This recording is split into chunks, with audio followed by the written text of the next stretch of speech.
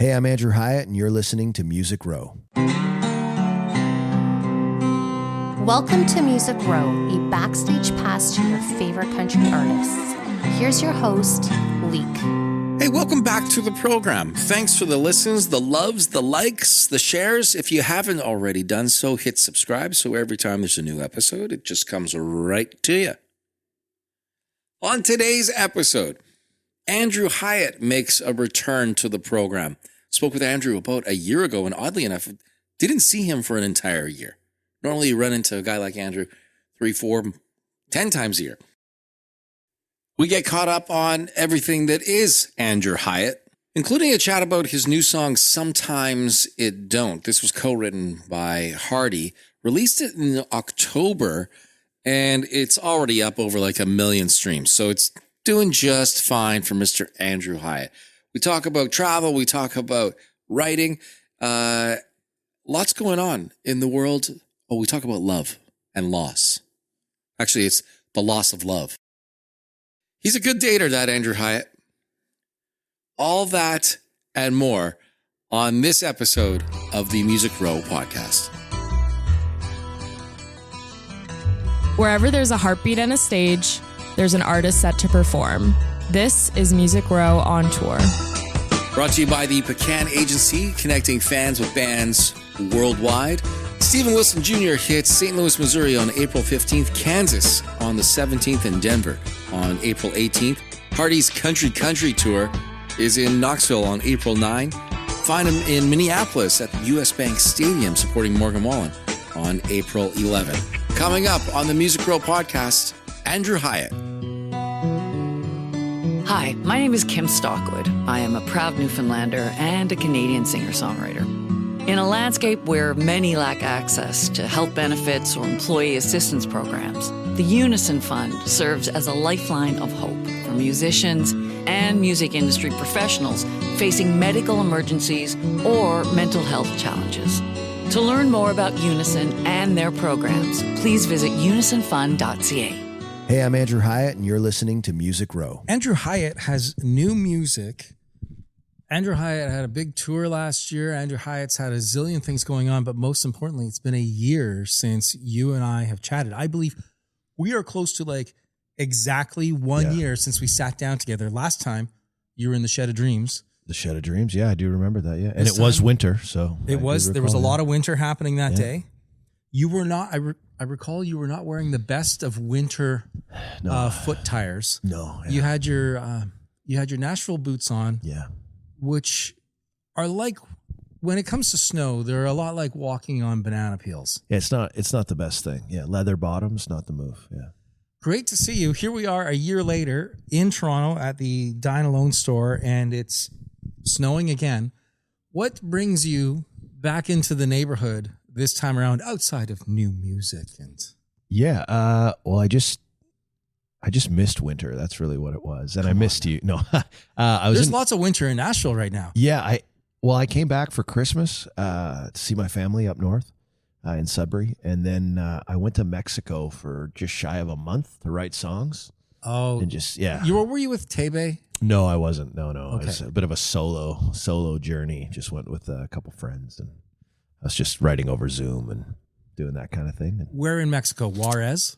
No, yeah, actually, yeah. They call me Poppy now. No, I was in La Paz for a bit. It's on like the Baja. It's on the western coast, and then a place called Todos Santos. So those two places, which were awesome, both places. So you're there for a month. I think there's a bunch of different ways artists write. They go on a writing retreat, and they say, "Yeah, we're going to buckle down and write diligently, like really work on this." Yeah. And then there are artists who also arrive in La Paz, Mexico, and go, or we could go sit on the beach for most of the week and then think about doing some writing. Yeah, it was like 50-50. It was, I think I wrote like 3 days a week, and then I'd kind of, drive around, check out wicked beaches and just that kind of thing. Try to find some adventure in it.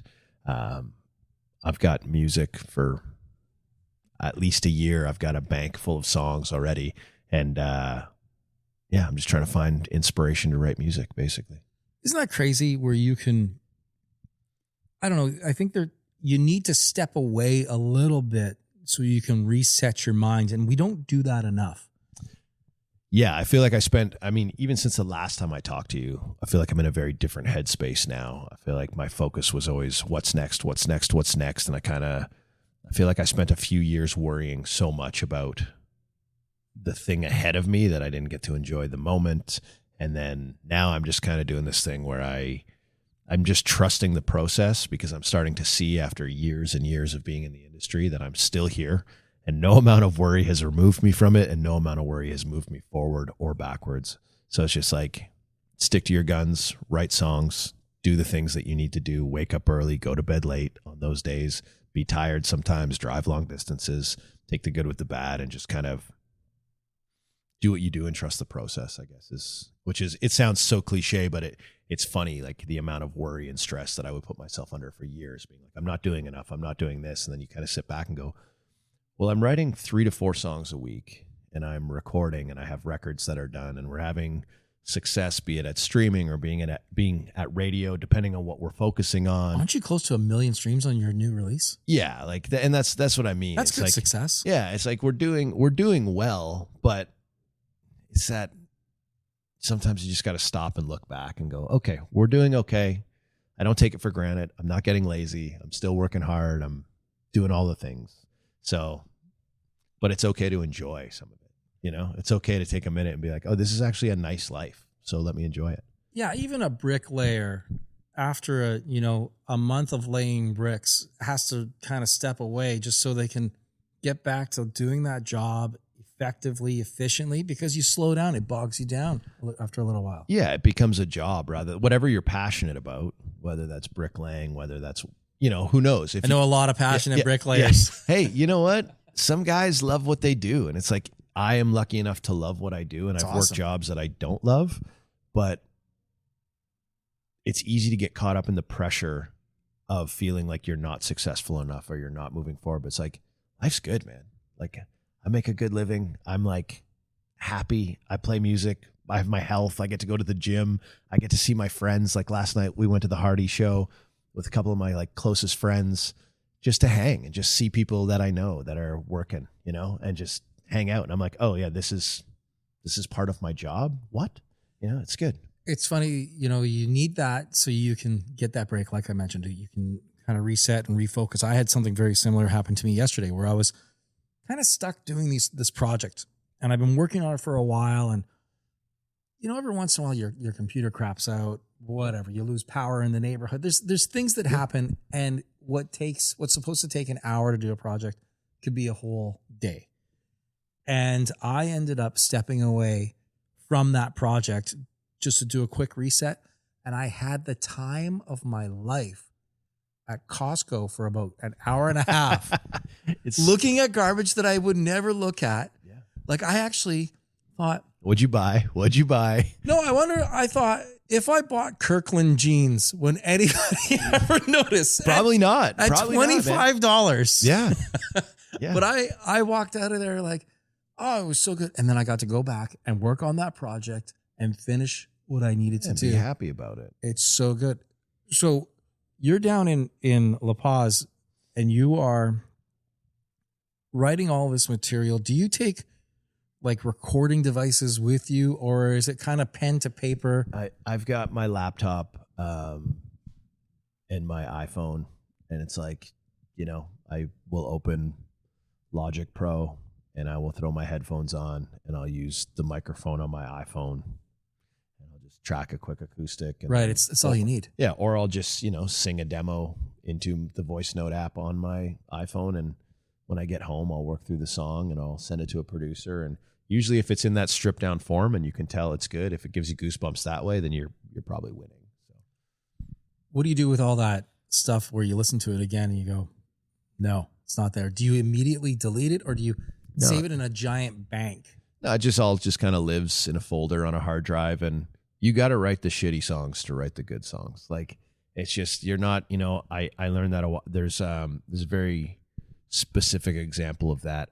There's a writer out of Nashville when I was taking a lot of outside pitches, And I loved, he's had some, it's this gentleman named Jaron. He's written some incredible songs. Like, Jaron Johnson. Yeah. Like Cadillac 3, one of my favorite bands of all time. Also like one of my favorite writers. Is he doing okay health-wise? I don't know I haven't heard much from Jaron lately. I don't know where he's at and what he's doing. Because I know he took a big break, had to stop touring, and it was like, Yeah. I think it was, Took a little pause. well, I think it was a little bit too much party. Okay. Really Okay. kind of started slowing things down for everything health. else. Yeah. Interesting. but a great guy. Yeah. Great guy, great writer, and wicked singer, wicked band. They're Yeah. great. So, I mean, everybody burns out. Everybody it's pretty easy. I don't know the details, but it's pretty easy to fall into that. I mean, you've seen me and pretty banged up a few times. So, it's less of that these days. That's for sure. It's funny too, and we'll get back to as I'm interrupting you, but it's like, it doesn't matter the place you're in terms of finance, in terms of touring, in terms of where you are in relationships.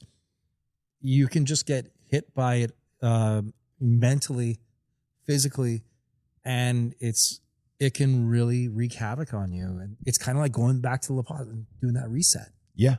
Yeah, man. It's like, But you're getting pitched a bunch of songs. Sorry. So No, you're getting pitched a bunch of songs. Jaron Johnson, a great singer-songwriter, great artist. I think he's probably got like 10 number ones. Oh, it's maybe even more. at least, yeah. Or there's some great songs out there that he's written. But yeah, the whole thing was, I said, hey, just send me a folder.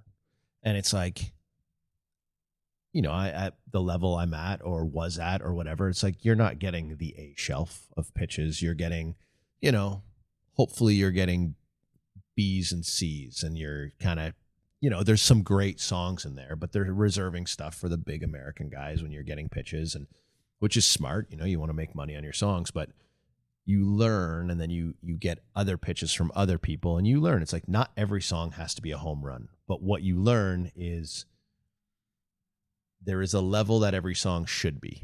There is like, hey, this song might not have the magic, but it's a well-crafted song. And you start to see that with great songwriters when you're getting outside pitches. And then you go, okay, so I have to learn the math. I have to understand how to write so that my verses support my choruses, so that it's always coming back to this. It's like you learn over time. You're not always going to have the magic, but you may learn how to craft a great song. And that's so the songs that are like, this doesn't really do it for me. There's not a whole lot of them anymore that I write that I'm like, oh, this is terrible. It's a good song.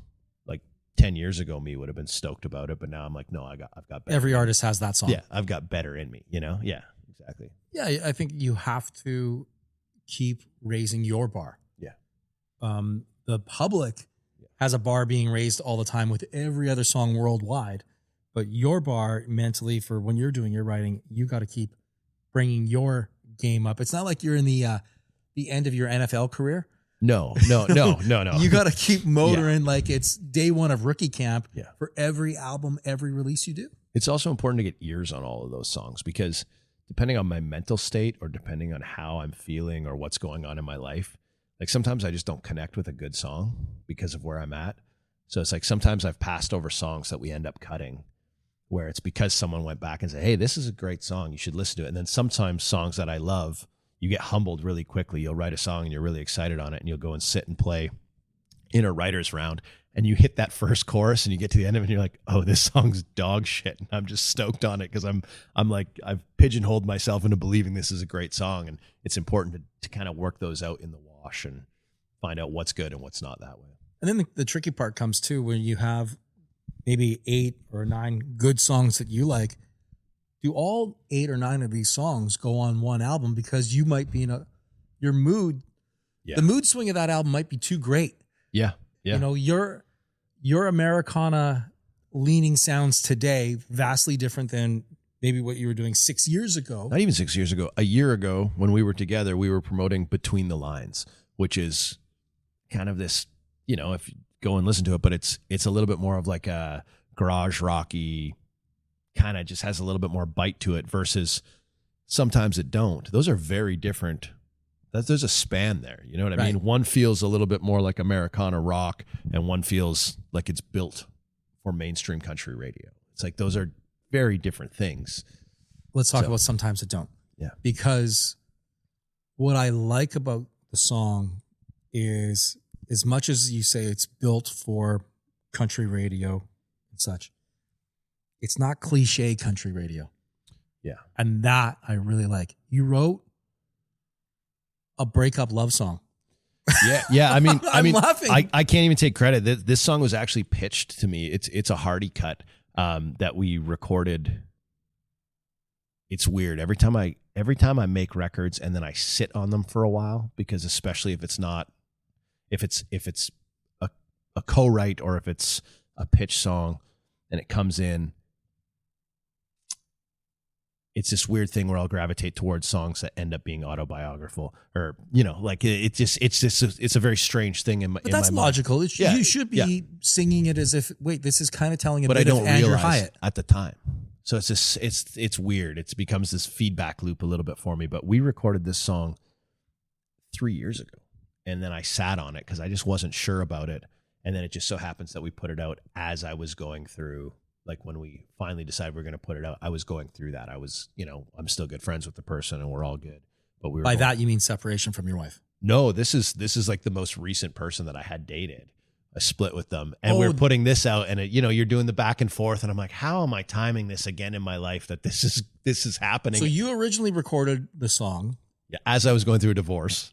Or probably just before. Yeah, just before you agreed to divorce. Yes, exactly. The before idea I knew of I was divorce getting hasn't been agreed to. Before I knew I was getting divorced, I was recording this song. Before being told of the divorce, I was writing this song. Yeah, exactly. And then you end up in a situation where you're putting it out and you're living it again, and you're like, "Am I in the Matrix?"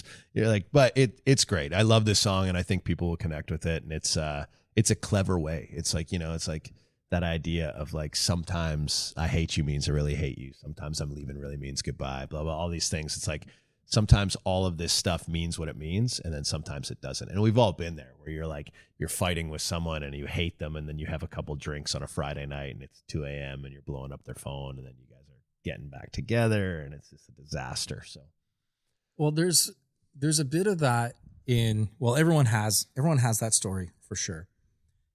But coming back to this, making a song about you, or recognizing, wait, this is actually kind of autobiographical, yet it wasn't me who wrote it originally. I was talking to another artist about that, where got pitches, and he said, yeah, these songs, it's like I wrote them because they really do fit me. And he was saying, it was Josh Ross, he was saying, I got to be able to get on stage and sing it and believe it as this is my story. And he kind of is retelling the story in his mind through that particular song, even though he didn't write it. So I appreciate that 100%. And then also when you're a singer, so I was like, you go in and you're kind of doing the thing that you do to a song, which gives you ownership over it. It makes it yours. And like, I'm very happy with this song, and I think it's going to do well, which I'm excited about. Well, it is doing well already. Yeah. So the proof is already out there. The nice thing about today's digital world, you can track it immediately. Yeah, you get a pretty good sense if it's shit or not pretty fast. Yeah. Yeah, when you first got into music, the numbers weren't readily available for you like they are today. And now all these companies are turning around numbers back to the artists, saying, hey, there's an opportunity. Now I know why they do that, because they want you to talk more about their service and say it's blowing up. But it does work. Yeah, it's very interesting to see across different platforms, especially on the streaming front. You can go, it's down to your markets. Like, you can see cities. Like when we go on tour, we go, okay, we can go to these 10 cities, and we know that if, we just did this acoustic run, stripped down kind of thing, storyteller-ish vibe last year. And we knew the cities that we could go to, and we knew the size of the rooms that we could play based on that data. It's incredible what is happening right now. So you get to come into Toronto again because it's snowing, and that's just your routing plan. What is 2026 for Andrew Hyatt now? You've got new music that is, I mean, as much as I say it's taken off, there's still lots of room for it to grow. What is your plan for this year? It's releasing music steadily off this, what will eventually be a record. That's we got 6 more songs. We've got 2 out, and I think there's 6 more that'll come. So we're just going to continuously release that music, continually support it. On that side, I'm going back into writing mode. I spend the next 2.5 months pretty much writing 4 to 5 days a week, strictly focusing on that. I leave on Sunday, and I'll dive into that world. But you don't go back down to Mexico. You're in Nashville for this. Yeah, I'm going to go to Nashville for that. Get out of the snow, spend some time. Nashville's scarier though right now than I think the wintry climates like the Toronto, who has a lot of snow, because that spot is not used to weather. Yeah, the ice is not great. They're not ready for it. Yeah, major power outages too. Yeah, I think most of it's back, which is why I stayed. It worked out because we were getting to do this and a few other things and see some buddies play music. But the original plan was to land and then head back down there right away, so I didn't have to see snow at all. But I landed and they went, "There's going to be record snowfall in Toronto," and I was like, "Perfect, I'm going to Nashville." And they're like, "Actually, there's record ice storms there, and there'll be no power and water is going to be scarce." So you're like, shit. Yeah, I mean, we would both know lots of people who have been without power for well over a week. Yeah. And when it's freezing temperatures well over a week, it's not a good spot. In homes that are not insulated properly at all. There's no insulation in the walls. And I've been to some very nice modern homes in Nashville that I swear it feels like I could walk right through the wall as if it was just like gift wrap. Oh, the girl I was seeing before, she had the outside of her wall, or like the interior of the exterior wall, torn out because of a leak. And there was like 1-inch insulation in the wall. It was basically just vapor barrier and like roll down vapor barrier. And I was which just is plastic, by the way, for the people who don't know. Well, they use the paper stuff there. It's like got insulation on one side and then there's paper on the other. Oh, the one that the paper is actually taped to or adhered to the insulation? Yeah, and you just go, "Oh, that's all that's in an exterior wall?" I'm like, that's nuts. Can you imagine that? Now we're going to get into a lot of HVAC and heating conversation right now, but I understand in the winter you really don't need as much heat in Nashville, but during the summer you want your walls to be insulated to keep it cool. Yeah, it doesn't make any sense. Anyway, it doesn't make any sense. And it's not well thought out. Every studio is better insulated in Nashville than probably 90% of the homes. All of the houses. Just for soundproofing alone. Yeah. Well, the house that I was renting and living in for a while when I was down there I was back and forth, but the place that I had is cheaper than having a hotel every single time. Oh, really? At $1,000 a night in Nashville exactly. these days? It made more sense to rent a place so that when I was going down, there was just a place to be. I can't believe how they're... It's crazy. I heard they're putting laws actually in New York to curb that so that the hotel rates just don't go right through the roof which is weird. Yeah. I get it on one end, but then on the other end, I'm like, well, hotels should be able to charge whatever they want. It is their property. Yeah, but when you can rent a house or a condo for the price of like 3 nights in a hotel, it's crazy. And even if you go for 2 weeks, 3 weeks a year, 4 weeks a year, it makes more sense to have a place that you just go to. I looked at that myself. Yeah. Where I thought I was going to be there, maybe 1 week of a month. Yeah. I actually thought of it on the other side. I thought I could buy a small condo. Yeah, and then rent it out. To friends, because we all know people that are going down just for fun all the time. Nonstop. But yeah, it's the house I was in, literally when we got the first frost the year that I was there, or not frost, the first cold, the floor shifted and the cracks in the floor, I could see through the floor because like wherever they had the subfloor in, it had separated and it was literally hardwood, subfloor, joists, dirt. Like there's nothing. I'm like, what are we doing? Like it was an old house, but I'm like, this is insane. I'm like, I got to get out of this place. It's crazy. There's people who are camping in campgrounds nearby in Tennessee going, man, this is way better than renting a place in downtown Nashville right now. Yeah, exactly. So you go into Nashville, you're going to start writing for four days a week. Are you writing for other people right now? Are you giving songs to other people, or is it really just more Andrew? It's been because I'm saying because you already have like albums worth of stuff that you've recorded or written over the last year. There's got to be a point where you're never going to release it. So give it to somebody else. Yeah, I mean, I think the focus. I'm entering into my last option with my current deal. This is with 604 Records. Yeah. So the goal is, obviously to write the best music and have like the most commercially successful record, however that looks. Which the last couple of years has been great, but so I'm really just trying to compile the most successful record I can make right now. So it's a mix of head and heart rather than just, you've known me a long time. Sometimes I lean a little heavier on the heart side. So it's just trying to write and compile that, but I'm not opposed to writing. I am writing with other people every once in a while, like when people hit me up. And I pitch songs to friends all the time and other artists in the industry. Are you a good person to write with, or do you, and by that I mean it on two sides. One, do you like doing it? Because it's a difficult thing. Yeah. And then two, when artists are coming to you, are you like, man, I really did give it all to. Yeah, I always try to give it my all. I'm still learning. And people who write with me know this. I always say, you can tell me to shut the hell up at any point in time, or tell me to F off, because I've written as an artist for so long, and I know what I want to say.